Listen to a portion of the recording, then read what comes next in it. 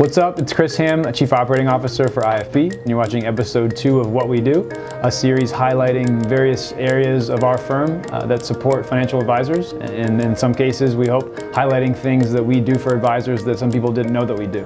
For this episode, I've asked Gilman, our Chief Investment Officer, to stop by so we can talk about our advisory platform, which is a very flexible, open architecture platform that he's helped craft under his kind of leadership and vision.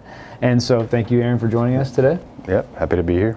The first question I kind of want to jump into is if you could kind of touch on our multi-custodian framework for our advisory platform. So we custody assets at Schwab, TD, Fidelity, and Pershing. And so I wanted you to kind of touch on why we do that and why that's important. Yeah, so I think at a lot of firms, the custodial platforms are driven more as a business decision coming from the home office. I think what's different about what we're doing is we're actually letting the custodial platforms and options be driven by our customers and their clients ultimately. So I think that inherently, creates a better platform that's ultimately more utilized or heavily utilized by our clients / advisors. So that's kind of the main kind of underpinning or the theme behind our custodians as they stand today.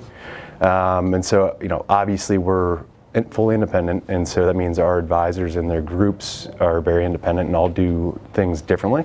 There is no one right way or one home office way of doing things like you get at most BDs and RAs out there. And so I think that was the kind of second objective, but overall I think the flexibility and choice that we give is only going to get better from this point forward. Agreed. And kind of on that same topic of flexibility and choice, something else that we've structured at each of these platforms is the ability to do transaction-based or asset-based pricing when it comes to ticket charges. For anyone out there that doesn't understand what that means, when advisors are trading in advisory accounts, the cost of those either get passed through on a transaction-by-transaction basis, or we can actually wrap those transaction charges into a basis point level fee. Sometimes firms don't offer that ability, but we have, and so can you kind of touch on why we made that decision to offer such flexibility there? Yeah, so I think, go back a month, it probably made a lot more sense to have transaction versus asset-based at Schwab, TD, and Fidelity. They all just cut ticket charges, but let's, for sake of this conversation, let's just say that ticket charges were still in existence. I think the reason why we have it set up the way we do really stems from the previous answer I just gave, which is that there is no one right way of doing things, and things can be optimized on a household or client basis by giving the flexibility and the choice to the advisor to choose what is best ultimately from a fee perspective and based on the strategy that they run for that account. So high trading volume, a lot of individual positions, asset-based is probably going to be a win for the client at that point. However, there might be instances where there's very few trades or the trades are in no transaction fund products.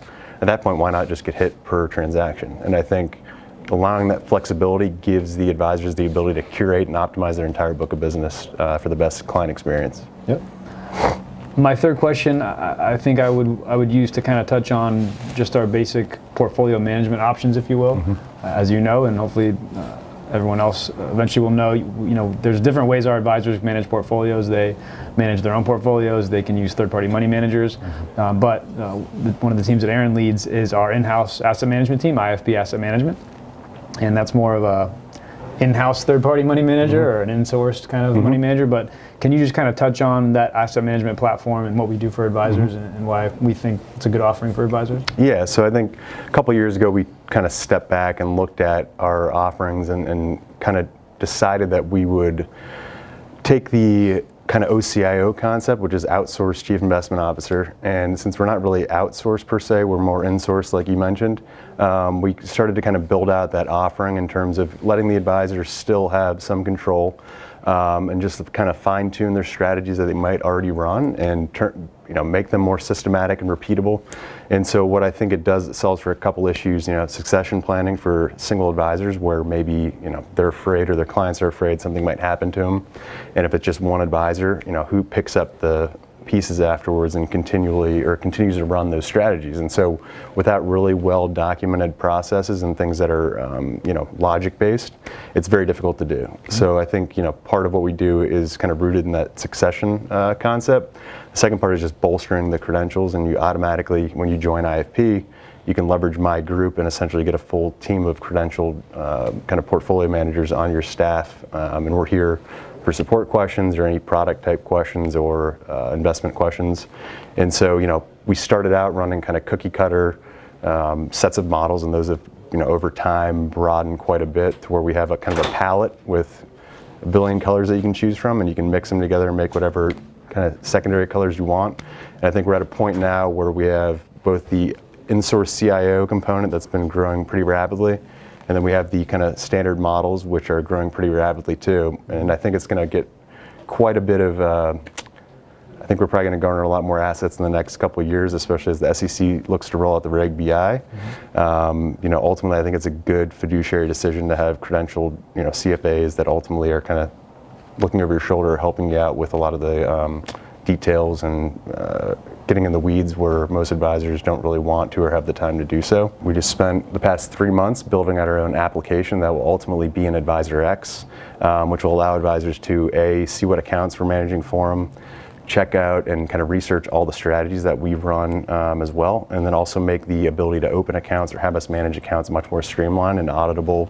And so that experience will probably be unveiled to advisors over the next few weeks in beta, in like the beta stage, and then we'll look to roll it out to every advisor by the beginning of next year. So really looking forward to that. That should help the ease of doing business with us, and I think the ease of doing business is kind of a common thread that we're trying to improve across all product types and investment types, and so that's just one piece of the puzzle. Great. So I think IFP Asset Management is one of our most highly utilized platforms. The advisors, I think, love the job that you guys do for them. But again, this kind of philosophy or this common theme of flexibility is apparent on your platform as well. So we obviously do a great job with our own models, but again, advisors can be their own asset manager. They can outsource it to a third-party money manager, and they can use our team as well. So again, that theme of flexibility is key. Great. So the last question, Aaron, that I would ask you is just if there's any other items or other characteristics about our advisory platform that you would touch on that you want people to know about. Yeah. I think ultimately, we have several options for the unified managed account concept, which I think is pretty underutilized by most advisors out there. So being able to do one account registration and have SMAs, ETFs, mutual funds, stocks all in one kind of umbrella without having to do new account paperwork, I think is an awesome option for a lot of the high net worth, or not even high net worth, let's say $500,000 and above account balances. Very flexible and should save a lot of time, I think, for advisors in terms of the operational management and rebalancing side. And then there's two other pieces I would touch on. One's Simon that we'll be rolling out to advisors for structured products. So to almost the same kind of theme as the app that we're building for our own solutions, there's going to be a application that most advisors probably have seen before called Simon, where they can research structured products, and ultimately that'll be the tool for order entry across the custodial platforms and our Pershing clearing platform.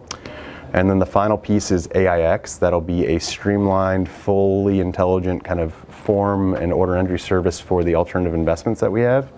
And so that should actually reduce the time greatly it takes to get a product approved and funded in a client account.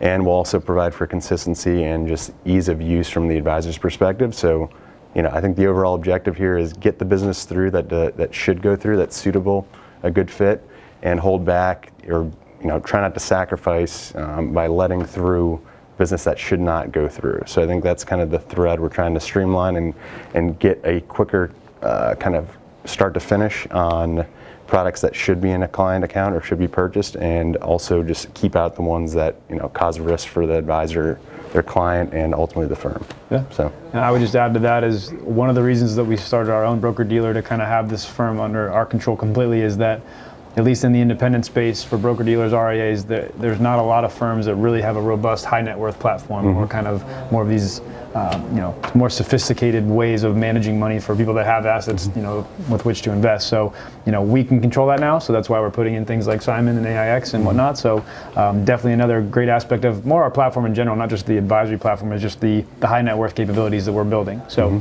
Aaron, thank you for joining us today. Hopefully that was helpful for everyone there, and we'll see you next time for what we do.